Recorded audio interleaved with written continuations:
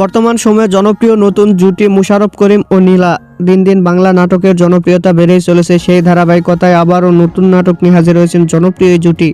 নাটকটির নাম সন্তান আমার অফিসার। এই নাটকটিতে অভিনয় করেছেন বর্তমান সময়ের আলোচিত অভিনেতা মুশারফ করিম ও আলোচিত অভিনেত্রী নীলা। এই নাটকটি রচনা ও পরিচালনা করেন সকাল আহমেদ। নাটকটি খুব শীঘ্রই লেজার ভিশনের ইউটিউব চ্যানেলে প্রকাশিত হবে। আপনারা দেখতে চাইলে অবশ্যই লেজার ভিশনের ইউটিউব চ্যানেলে চোখ রাখুন এবং নিয়মিত নতুন নতুন নাটকের আপডেট পেতে হলে অবশ্যই চ্যানেলটিকে সাবস্ক্রাইব করে রাখুন। পরবর্তী ভিডিওর জন্য অপেক্ষা করুন।